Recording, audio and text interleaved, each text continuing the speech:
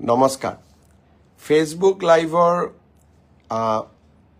এই এপিসোডলৈ আপোনালোকক আদৰণি জনাইছো আজি কেইটামান কথা আপোনালোকৰ লগত পাতিম বুলি মই ফেসবুক লাইভলৈকে আহিছো আপোনালোক সকলোকে স্বাগতম জনাইছো যোৱা মাহটোত আমি সকলোৱে এটা নেদেখা পৰিবেশৰ মাজেৰে আগবাঢ়িলো বিভিন্ন সৰকাৰি কামকাজ বহু ক্ষেত্ৰত স্থবিৰো হৈছিলে বহু ক্ষেত্ৰত পিছুৱাইও গৈছিলে গতি আকৌ উভতাই আনিবৰ বাবে আমি চেষ্টা কৰিছো প্ৰথম অৱস্থাতে বা প্ৰথম ফেসবুক লাইভৰ প্ৰথমতে মই আপোনালোকক জনাব খুজো এডিআৰই পৰীক্ষা পুলিচৰ পৰীক্ষাত পাছ কৰা বা শিক্ষকৰ বাবে উত্তীৰ্ণ হোৱা বহু যুৱক যুৱতীৰ মাজত উৎকণ্ঠা হৈ আছে যে আমি আমাৰ এপইন্টমেন্টবোৰ কেতিয়াকৈ পাম মই সকলো প্ৰশ্নৰ লাহে লাহে উত্তৰ দি যাম আপোনালোকে অনুষ্ঠানটোত মোৰ লগত থাকক অহাকালি ভাৰতৰ বিত্তমন্ত্ৰী নিৰ্মলা সীতাৰমণ গুৱাহাটীলৈ আহিব কেইদিনমান আপোনালোকে আগতে গম পাইছিল যে কৰ্ণাটকৰ এগৰাকী মন্ত্ৰী যাৰ দেউতাক নিখিল ভাৰত কংগ্ৰেছ কমিটিৰ সভাপতি প্ৰিয়ংক খাৰ্গে অসমৰ ওপৰত এটা অদ্ভুত মন্তব্য দিছিলে যে অসমত স্কিল আৰু টেলেন্টেড মেন পাৱাৰ নাই আৰু সেই কাৰণে অসমত সেমি কণ্ডাক্টৰ উদ্যোগ প্ৰতিষ্ঠা হ'ব নালাগিছিল তেখেতে যিয়েই নকক কিয় সেমি কণ্ডাক্টৰ উদ্যোগ অসমত আহিলে কাম দ্ৰুতগতিত আগবাঢ়ি গল আৰু অহা বছৰৰ আগভাগতে চিপছ প্ৰডাকশ্যনৰ কামো আৰম্ভ কৰিব অহাকালি ভাৰতৰ বিত্তমন্ত্ৰী নিৰ্মলা সীতাৰমণ জাগিৰোডলৈ যাব আৰু অসমৰ বহু কেইগৰাকী মেধাৱী যুৱক যুৱতীৰ সৈতে তেখেতে কথা পাতিব সেমি কণ্ডাক্টৰ উদ্যোগ পৰ্যবেক্ষণ কৰিব আমি এটা মেছেজ পঠাব খুজিছো যে অসমত টেলেন্টেড যুৱক যুৱতীৰ কোনো অভাৱ নাই মাত্ৰ সুযোগৰ অভাৱ আছিল যেতিয়া সুযোগ আমাৰ সন্মুখলৈ আহিব সম্ভাৱনাও আহিব আৰু আমাৰ যুৱক যুৱতীয়ে আকাশ চুবও পাৰিব মই নিশ্চিতভাৱে বিশ্বাস কৰো সেমি কণ্ডাক্টৰ ইণ্ডাষ্ট্ৰি আৰম্ভণি মই চেষ্টা কৰি আছো আপোনালোকক আৰু এটা ভাল খবৰ দিয়াৰ বাবে মই নিশ্চিত যে আমি আৰু নতুন উদ্যোগ অসমলৈ আহিম মল্লিকাৰ্জুন খাৰ্গে হওক প্ৰিয়ংক খাৰ্গে হওক তেওঁলোকৰ চকুত আমি টোপনি নোহোৱা কৰিম যোৱাকালি সমগ্ৰ ৰাজ্যতে ভাৰত ৰত্ন সুধাকণ্ঠ ভূপেন হাজৰিকা দেৱৰ মৃত্যু দিৱস আমি অত্যন্ত গাম্ভীৰ্যতাৰে পালন কৰিলো আমি সকলোৱে জানো যে এইবাৰ কৃতজ্ঞ অসমীয়া জাতিয়ে ডক্টৰ ভূপেন হাজৰিকাৰ জন্ম শতবাৰ্ষিকী পালন কৰিছে স্বাভাৱিকতে এই জন্ম শতবাৰ্ষিকী বছৰটোত অহা তেখেতৰ তিৰোভাৱ বা মৃত্যু তিথিটো আমাৰ বাবে গুৰুত্বপূৰ্ণ আছিল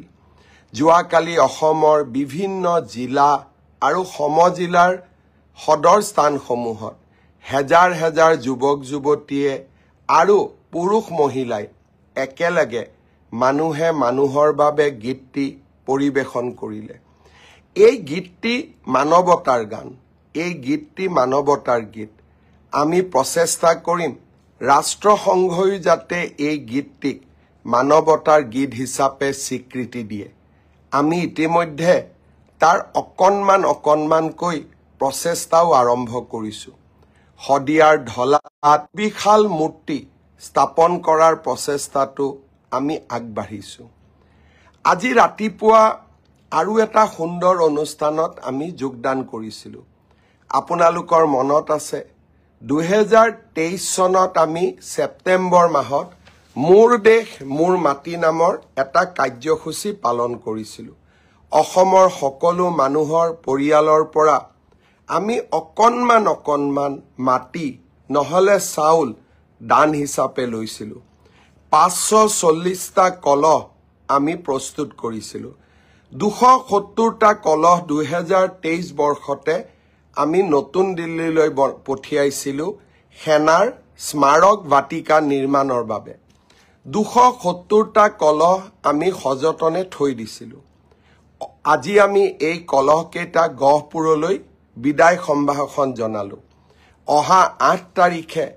ভোলাগুৰি চাহ বাগিচাত প্ৰায় 8 বিঘা মাটি খামৰি শহীদ কনকলতা বৰুৱা বিশ্ববিদ্যালয় নিৰ্মাণৰ কাম আৰম্ভ হ'ব শ্ৰীমতী নিৰ্মলা সীতাৰমণে এই বিশ্ববিদ্যালয় নিৰ্মাণৰ কাম শুভ আৰম্ভণি কৰিব কনকলতাৰ দৰে সাহসী মহিয়সী নাৰী এগৰাকীক শহীদ এগৰাকীক আমি কৃতজ্ঞ অসমীয়া জাতিয়ে আকৌ এবাৰ আমাৰ শ্ৰদ্ধা নিবেদন কৰিম এই বিশ্ববিদ্যালয়খন আমি deep tech artificial intelligence machine learning quantum physics এই ধৰণৰ সাবজেক্টক লৈ আমি গঢ়ি তুলিব খুজিছোঁ এই বিশ্ববিদ্যালয়খনৰ লগত পৃথিৱীৰ এখন উন্নত মানৰ আন্তঃৰাষ্ট্ৰীয় বিশ্ববিদ্যালয়ৰ টাই আপ বা একাডেমিক কোলাবৰেচন থাকিব তাৰ কামো ইতিমধ্যে আমি আৰম্ভ কৰিছোঁ ডিব্ৰুগড় আৰু গুৱাহাটী বিশ্ববিদ্যালয় প্ৰতিষ্ঠাৰ পিছত কনকলতা বৰুৱা ৰাজ্যিক বিশ্ববিদ্যালয় অসমৰ বিদ্যায়তনিক যুগৰ এটা মাইলৰ খুঁটাত পৰিণত হ'ব ব্ৰহ্মপুত্ৰৰ উত্তৰ পাৰৰ ৰাইজক আৰু অসমবাসী ৰাইজক এই অনুষ্ঠানত যোগদান কৰিবলৈ মই আহ্বান জনাইছোঁ যোৱা বিধানসভাৰ নিৰ্বাচনৰ সময়ত গহপুৰৰ সভাসমূহত কনকলতা ৰাজ্যিক বিশ্ববিদ্যালয়ৰ কথা কৈছিলোঁ আজি সেই প্ৰতিশ্ৰুতি পালনৰ সময় আহি পৰিল মই নিজকে গৌৰৱী অনুভৱ কৰিছোঁ আমি 7 আৰু 8 তাৰিখে কেন্দ্ৰীয় বিত্তমন্ত্ৰী নিৰ্মলা সীতাৰমণৰ সৈতে গুৱাহাটীৰ নদী পাৰত নিৰ্মাণ কৰা সুন্দৰ ৰিভাৰ ফ্ৰণ্ট উদ্বোধন কৰিম আৰু বিশ্বমানৰ জাহাজ টাৰ্মিনেল আমি নিৰ্মাণ কৰিছোঁ তাৰো শুভ উদ্বোধন কৰিম 9 তাৰিখৰ দিনটো আমাৰ বাবে আৰু আকৰ্ষণীয় কেন্দ্ৰীয় প্ৰতিৰক্ষা মন্ত্ৰী ৰাজনাথ সিং আমাৰ মাজত থাকিব লাচিত ঘাটৰ পৰা এক প্ৰকাৰ ক'ব গ'লে ব্ৰহ্মপুত্ৰৰ দুই পাৰৰ পৰা এয়াৰ ফোৰ্ছে আমাক দেখুৱাব এক নতুন পৰীক্ষা যুদ্ধ জাহাজসমূহ যুদ্ধ উৰাজাহাজসমূহ ৰাফেল সুখোই সকলোবোৰ গুৱাহাটীলৈ আহিব 150খন বিমানে এয়াৰ শ্ব' কৰিব আগতে এয়াৰ শ্ব' বাংগালুৰত অনুষ্ঠিত হৈছিল ডাঙৰ ডাঙৰ চহৰবিলাকত অনুষ্ঠিত হৈছিল এতিয়া গুৱাহাটীও সেই স্পেচিয়েল চহৰবিলাকৰ ভিতৰত এখন হ'ব পাৰিছে মই গুৱাহাটীবাসী আৰু অসমবাসী ৰাইজক 9 তাৰিখৰ এয়াৰ শ্ব'ৰ কাৰণে আমন্ত্ৰণ জনাইছোঁ যি ৰাফেলে অপাৰেশ্যন সিন্দুৰত পাকিস্তানৰ মাজলৈ গৈ পাকিস্তানৰ বিমানবন্দৰবোৰ ধ্বংস কৰিছিলে সেই ৰাফেল গুৱাহাটীৰ আকাশত উৰিব মই সমূহ অসমবাসী ৰাইজক পুনৰ এবাৰ এয়াৰ শ্ব'লৈ আমন্ত্ৰণ জনাইছোঁ শ্ৰদ্ধাৰ ৰাইজ অহা 15 তাৰিখে মই লণ্ডনলৈ যাম এদিনৰ বাবে কিহৰ কাৰণে যাম কেইটামান দিন আগতে আপোনালোকৰ মনত আছে মই মহাপুৰুষ শ্ৰীমন্ত শংকৰদেৱে নিৰ্মাণ কৰা বৃন্দাবনী বস্ত্ৰখন অসমলৈ অনাৰ প্ৰয়াস আৰু প্ৰচেষ্টাৰ বিষয়ে আপোনালোকক অৱগত কৰিছিলোঁ এতিয়া লণ্ডনৰ মিউজিয়াম আৰু অসম চৰকাৰৰ মাজত এখন চুক্তিত স্বাক্ষৰ হ'ব প্ৰথমবাৰৰ বাবে সেই বৃন্দাবনী বস্ত্ৰখন 6 মাহৰ বাবে আমি অসমলৈ আনিব পাৰিম যি আমাৰ ঐতিহ্যৰ চানেকি মহাপুৰুষ শ্ৰীমন্ত শংকৰদেৱে নিজে হাতেৰে বৈ থৈ যোৱা সেই বৃন্দাবনী বস্ত্ৰখন আমাৰ বহু প্ৰজন্মই জীৱনকালত চাব নোৱাৰিলে মোৰ বহু দিনৰ পৰা আশা আছিলে যে বৃন্দাবনী বস্ত্ৰখন অসমলৈ এদিনৰ কাৰণে হলেও আনিব লাগিব আজি সেই প্ৰচেষ্টাত লাহে লাহে আমি সফল হ'ব ধৰিছো লণ্ডনলৈ গৈ মই লণ্ডনৰ মিউজিয়ামৰ লগত আলোচনা কৰিম কাপোৰখন অসমত ৰাখিবৰ বাবে কেনে ধৰণৰ আমি মিউজিয়াম বনাব লাগিব কেতিয়া কাপোৰখন বা বস্ত্ৰখন বৃন্দাবনী বস্ত্ৰখন যি আমাৰ বাবে আধ্যাত্মিক সাধনাৰ প্ৰতীক তাক আমি কেনেকৈ অসমলৈ আনিব পাৰিম কেনেকৈ ৰাখিব লাগিব সেই গোটেই বিষয়বোৰ আলোচনা কৰিম 16-17 তাৰিখে মই লণ্ডনত থাকিম এই গোটেই কথাবোৰ আলোচনা কৰিম আৰু 18 তাৰিখে ৰাতিপুৱাই অসমলৈ উভতি আহিম বৃন্দাবনী বস্ত্ৰ অসমৰ ঐতিহ্যৰ সফুৰাৰ এক অন্যতম অংশ আপোনালোকৰ মনত থাকিব আমাৰ চৰকাৰৰ দিনত প্ৰতিগৰাকী অসমৰ প্ৰবাদ প্ৰতিম পুৰুষক আমি বিশ্ব মঞ্চলৈ লৈ যোৱাৰ চেষ্টা কৰিছো আমাৰ সম্পদসমূহক নতুন প্ৰজন্মৰ মাজত চিনাকি কৰি দিয়াৰ প্ৰচেষ্টা কৰিছো লাচিত বৰফুকন লোকপ্ৰিয় গোপীনাথ বৰদলৈ কনকলতা বৰুৱা চৰাইদেউৰ মৈদাম অসমীয়া ভাষালৈ ধ্ৰুপদী ভাষাৰ স্বীকৃতি ডক্টৰ ভূপেন হাজৰিকাৰ জন্ম শতবাৰ্ষিকী আৰু এতিয়া বৃন্দাবনী বস্ত্ৰ অসমৰ ঐতিহ্যৰ উত্থানৰ আমি এক অভূতপূৰ্ব প্ৰচেষ্টাত নিজকে জড়িত কৰাইছো ঐতিহ্যৰ কথা মনলৈ আহিলে অসম আন্দোলনো অসমৰ ইতিহাসৰ এক গুৰুত্বপূৰ্ণ অধ্যায় অহা 10 ডিচেম্বৰ তাৰিখে প্ৰথমবাৰৰ বাবে অসম চৰকাৰে আনুষ্ঠানিকভাৱে নিৰ্মাণ কৰা সুবিশাল শ্বহীদ স্মাৰক আমি গুৱাহাটীত উদ্বোধন কৰিম আৰু এই শ্বহীদ স্মাৰকৰ উদ্বোধনৰ দিনাখনে 9 ডিচেম্বৰত আমি অসমবাসী ৰাইজক আহ্বান জনাম ঘৰত একোটাকৈ চাকি জ্বলাই শ্বহীদ পৰিয়ালসকলক নমন কৰা আৰু 10 তাৰিখে সমগ্ৰ ৰাজ্যতে আমি গুৱাহাটীত আমাৰ স্মাৰক উদ্বোধন কৰিম আৰু সমগ্ৰ ৰাজ্যতে শ্বহীদ প্ৰণামো তোমাক এই গীতেৰে অমৰ শ্বহীদসকললৈ আমি শ্ৰদ্ধা নিবেদন কৰিম শ্ৰদ্ধাৰ ৰাইজ যোৱা দুদিন আগতে মই প্ৰধানমন্ত্ৰী নৰেন্দ্ৰ মোদী ডাঙৰীয়াক সাক্ষাৎ কৰিছিলোঁ মোদী ডাঙৰীয়াক দুটা বিশেষ অনুষ্ঠানৰ বাবে অসমলৈ আহিবলৈ মই আমন্ত্ৰণ জনাইছো গুৱাহাটী বিমানবন্দৰৰ নতুন টাৰ্মিনেলটো এতিয়া উদ্বোধনৰ বাবে সাজু হৈ উঠিছে প্ৰায় 3000 কোটি টকাৰে নিৰ্মাণ কৰা এই টাৰ্মিনেল বিল্ডিংটো ভাৰতৰ ভিতৰতে ধুনীয়া আৰু সৰ্বাংগ সুন্দৰ এটা টাৰ্মিনেলত পৰিণত হৈছে আৰু এই টাৰ্মিনেল বিল্ডিঙৰ লগতে লোকপ্ৰিয় গোপীনাথ বৰদলৈৰ সুবিশাল প্ৰতিমূৰ্তি এটাও থাকিব তাৰ লগতে সিদিনাখনে নামৰূপত আমি আৰম্ভ কৰিব খোজা ফাৰ্টিলাইজাৰ প্ৰজেক্টটোৰো প্ৰধানমন্ত্ৰী মোদী ডাঙৰীয়াক আধাৰশিলা স্থাপন কৰিবলৈ মই আমন্ত্ৰণ জনাইছো প্ৰায় 12,000 কোটি টকাৰে আমি সেই সাৰ কাৰখানা নিৰ্মাণ কৰিম 12 লাখ মেট্ৰিক টন ইউৰিয়া তাৰ পৰা উৎপাদন হ'ব উত্তৰ পূব ভাৰতত ইউৰিয়াৰ অভাৱ দূৰ হ'ব আৰু মেনুফেকচাৰিঙৰ ক্ষেত্ৰত আমি বহু দূৰ আগুৱাই যাম নুমলীগড় ৰিফাইনেৰী আমাৰ ইথানেলৰ বায়ো ইথানেল কোম্পানী জাগিৰোডৰ আমাৰ সেমি কণ্ডাক্টৰ প্ৰকল্প বিলাসীপাৰাত থাৰ্মেল পাৱাৰ ষ্টেচন 3200 মেগাৱাটৰ আৰু নামৰূপত সাৰ কাৰখানা লাহে লাহে অসম এখন ঔদ্যোগিক ৰাজ্যলৈ ৰূপান্তৰ হোৱাৰ পথত আগবাঢ়িছে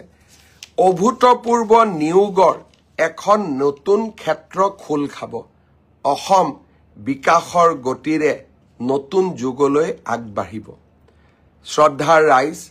এই ডাঙৰ ডাঙৰ আঁচনিবিলাকৰ লগতে আমি সৰু সুৰা কামবিলাকো কৰি থাকো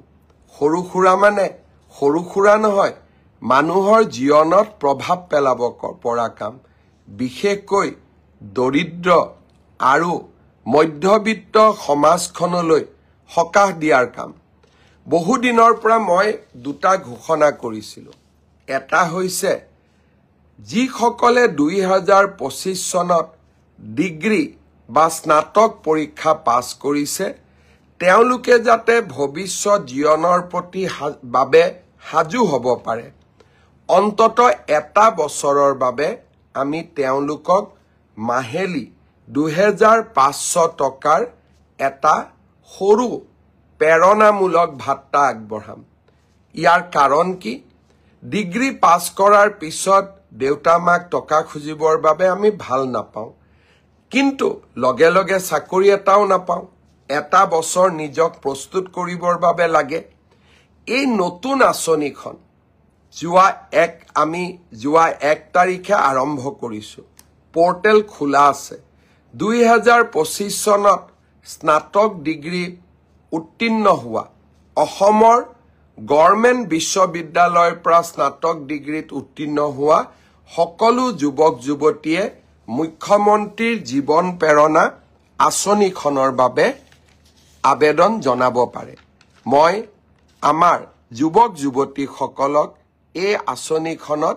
আবেদন জনাবৰ বাবে আহ্বান জনাম। শ্ৰদ্ধাৰ ৰাইজ, বহুদিনৰ পৰা আলোচনা কৰি আছিলোঁ যে নৰেন্দ্ৰ মোদী ডাঙৰীয়াই আমাক বিনামূলীয়া চাউল দিয়ে, আমি অৰুণোদয় আঁচনি দিওঁ,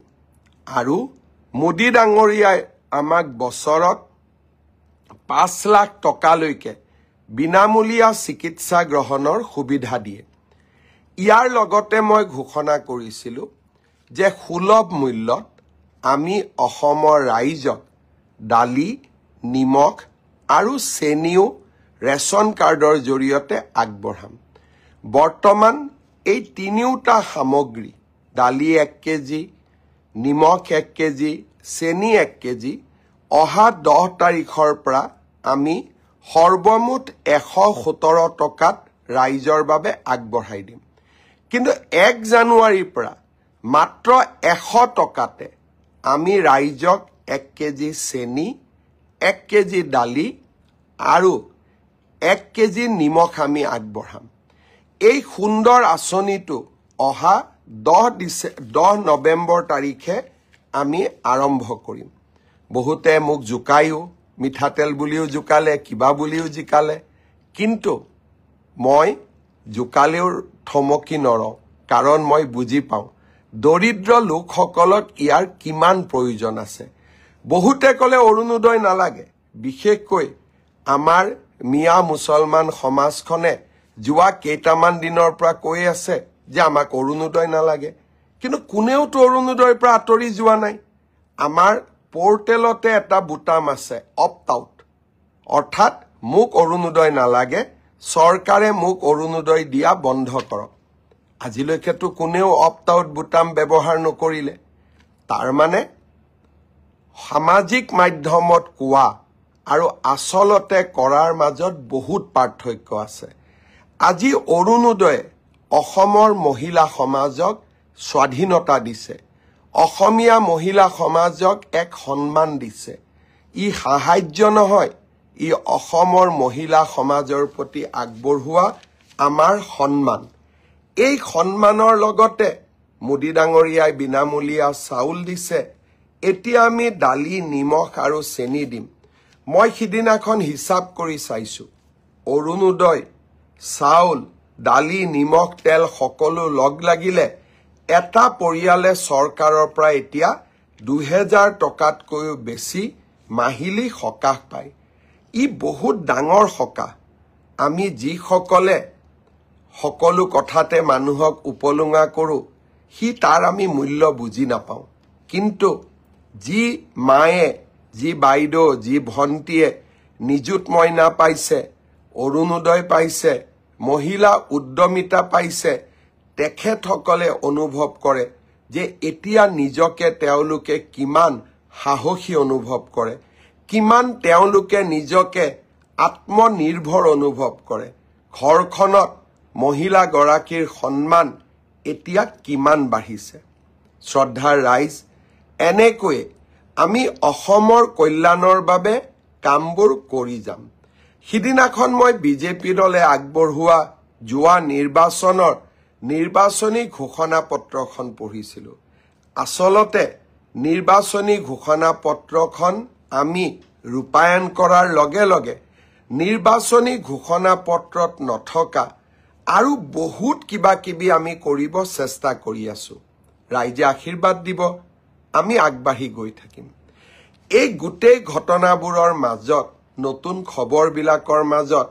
জুবিনৰ ন্যায়ৰ ইছ্যুটো আমি কেতিয়াও পাহৰি যাব নোৱাৰো। SITয়ে সুন্দৰভাৱে কাম কৰি আছে আৰু SITয়ে ডিচেম্বৰ মাহৰ 10 তাৰিখৰ আগতেই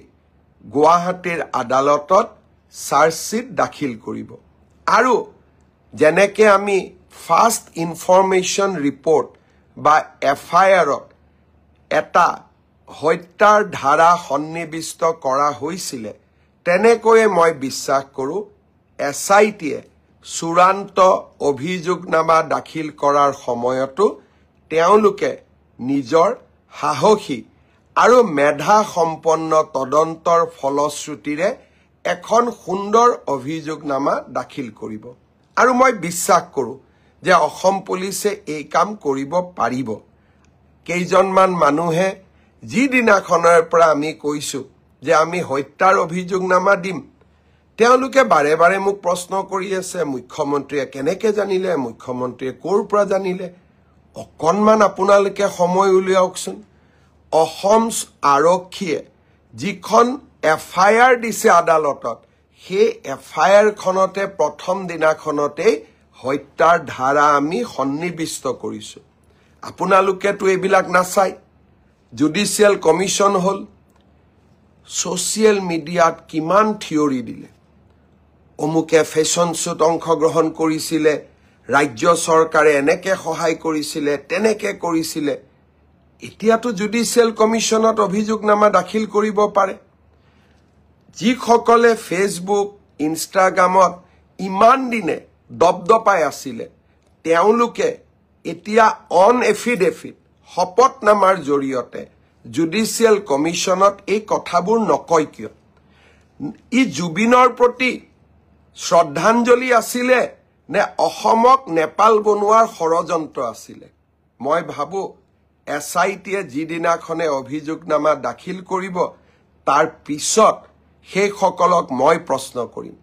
যে জুবিনৰ প্ৰতি আপোনালোকে শ্ৰদ্ধাঞ্জলি জনাব বিচাৰিছিলে নে দৰাচলতে অসমখনক নেপাল বনোৱাৰ ষড়যন্ত্ৰ কৰিছিলে? এটা কথা লগত কৈ থওঁ, যিদিনাখনলৈকে মই অসমৰ মুখ্যমন্ত্ৰী হৈ আছো, কোনেও অসমক নেপাল বনাব নোৱাৰে। অসম অসম হৈয়ে থাকিব। শ্ৰদ্ধাৰ ৰাইজ, এতিয়া মই নিয়োগলৈকে আহোঁ। যুৱক যুৱতীসকলে অপেক্ষা কৰি আছে। মই এটা এটাকৈ কৈ যাম। সকলো যুৱক যুৱতীয়ে, নিৰ্বাচিত যুৱক যুৱতীসকলে মনোযোগেৰে শুনিব। অহা 6 তাৰিখে ৰাজ্য চৰকাৰৰ শিক্ষা বিভাগে প্ৰাথমিক শিক্ষাৰ শিক্ষক শিক্ষয়িত্ৰীসকলৰ চূড়ান্ত ফলাফল ঘোষণা কৰিব। অৰ্থাৎ আজি এই ঘোষণা কৰাৰ প্ৰক্ৰিয়া সমাপ্ত হ'ব। 9 তাৰিখে, আকৌ এবাৰ মই কৈছোঁ যে 9 তাৰিখে আমি প্ৰাথমিক বিদ্যালয়ৰ শিক্ষক শিক্ষয়িত্ৰীসকলক নিয়োগ পত্ৰ প্ৰদান কৰিম। তাৰ পিছতেই আমি নৱেম্বৰ মাহৰ ভিতৰতে পুলিচ কনিষ্টবলসকলক নিযুক্তি দিয়াৰ ব্যৱস্থা কৰিম। পুলিচ কনিষ্টবলসকলক নিযুক্তি দিয়াৰ পিছদিনাখনেই আমি অন্তত আৰু 4,000 আৰক্ষী পদৰ বাবে আবেদন পত্ৰও আহ্বান কৰিম। অৰ্থাৎ নিযুক্তিৰ পৰম্পৰা আমি চলাই ৰাখিম, যাতে অসমৰ যুৱক যুৱতী কেতিয়াও আশাহত হ'ব নালাগে। ADRE 3য় বৰ্গ আৰু 4ৰ্থ বৰ্গ, এই পৰীক্ষাৰ এটা প্ৰক্ৰিয়া আছে। ৰিজাল্ট দিয়াৰ পিছত আমি লটাৰী বা ৰেণ্ডমাইজেশ্যনৰ জৰিয়তে ডিপাৰ্টমেণ্টসমূহ আবণ্টন কৰিব লাগে। ডিপাৰ্টমেণ্টসমূহ আবণ্টন কৰাৰ পিছত ডাইৰেক্টৰেটবিলাক আবণ্টন কৰিব লাগিব। আৰু ডাইৰেক্টৰেটবিলাক আবণ্টন হোৱাৰ পিছত আমি তেওঁলোকক ইণ্ডিভিজুৱেল পোষ্টিং দিব লাগিব এই প্ৰক্ৰিয়াটোত 30টা দিনৰ প্ৰয়োজন হয় মই আগতেই কৈছো যোৱা মাহত আমি কোনেও কাম কৰিব পৰা নাছিলো মই চেষ্টা কৰিছো নৱেম্বৰৰ শেষত নহলে ডিসেম্বৰৰ প্ৰথম ভাগতে এডিআৰিৰ চতুৰ্থ আৰু তৃতীয় বৰ্গৰ আমি নিযুক্তি পত্ৰসমূহ বিতৰণ কৰিম প্ৰক্ৰিয়াটো চলি আছে প্ৰক্ৰিয়াটো চলিব দিয়ক কাৰণ এই প্ৰক্ৰিয়াটো স্বচ্ছ হোৱাৰ প্ৰয়োজনীয়তা আছে ইয়াৰ এইখিনি সময়ৰ মাজতে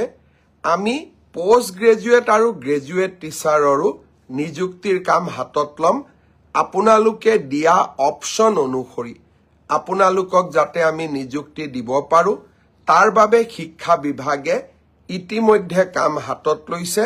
মই খুব সোনকালে আপোনালোকক নিযুক্তিৰ তাৰিখটো জনাম স্বাস্থ্য বিভাগৰ নিযুক্তিও এই মাহতে আমি প্ৰদান কৰিম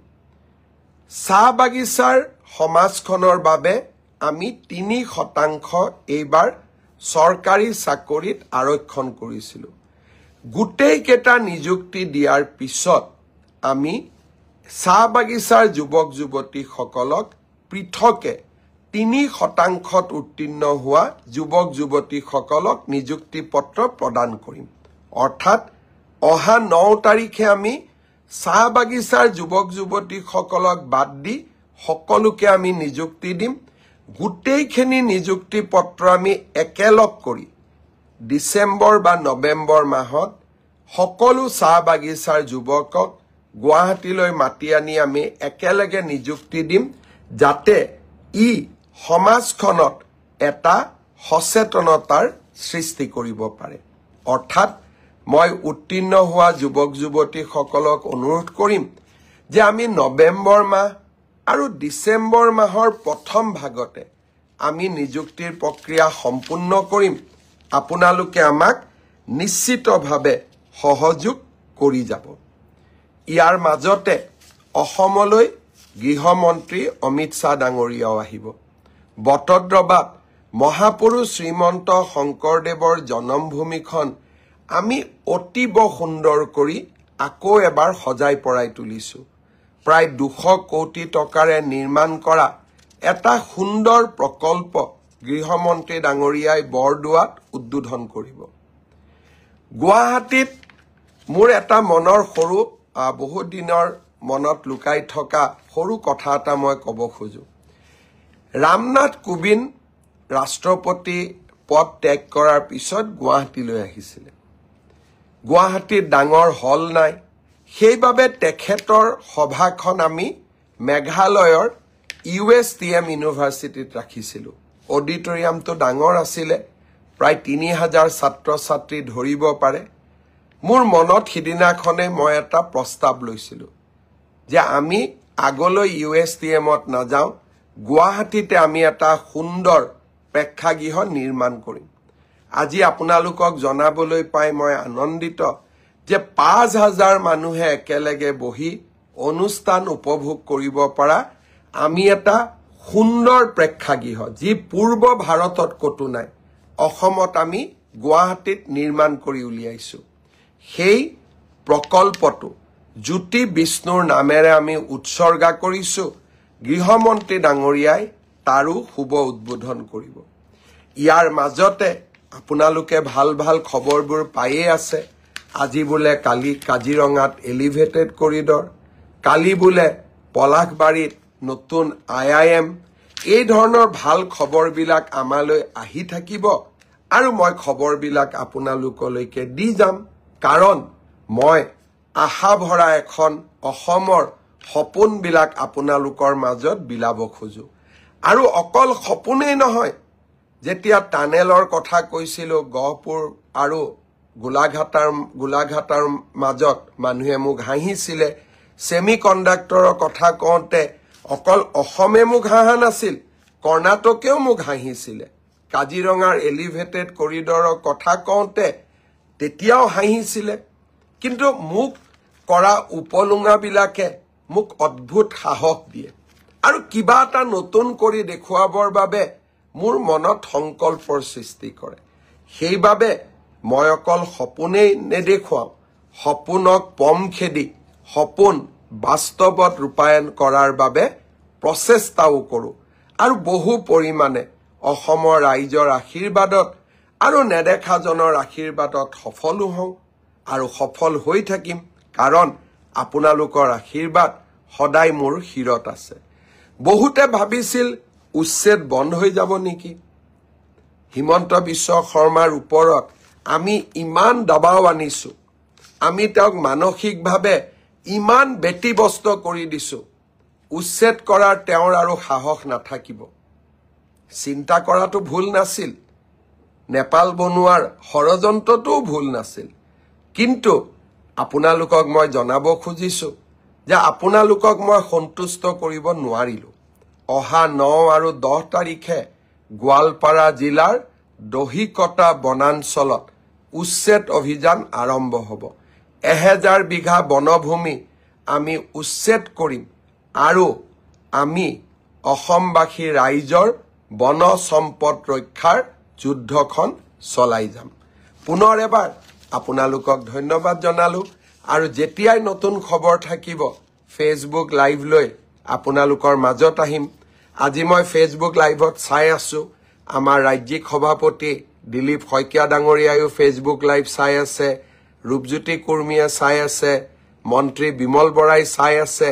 আৰু অগণন ডেকা গাভৰু যুৱক যুৱতী সকলোকে মই ধন্যবাদ দিছোঁ। দুই এজনে মোক সুধিছে এডিআৰই নতুন বিজ্ঞাপন কেতিয়া দিব। পুলিচৰ বিজ্ঞাপনৰ বিষয়ে ক'লো, এডিআৰইৰ বিজ্ঞাপনৰ বিষয়েও লাহে লাহে কম, প্ৰচেষ্টা চলি থাকিব আৰু অসমৰ যুৱক যুৱতীসকলক আমি কেতিয়াও আশাহত হ'ব নিদিওঁ। সেই প্ৰতিশ্ৰুতি মই পুনৰ এবাৰ আপোনালোকলৈকে আগবঢ়ালোঁ। বহুত বহুত ধন্যবাদ। জয় হিন্দ, বন্দে মাতৰম।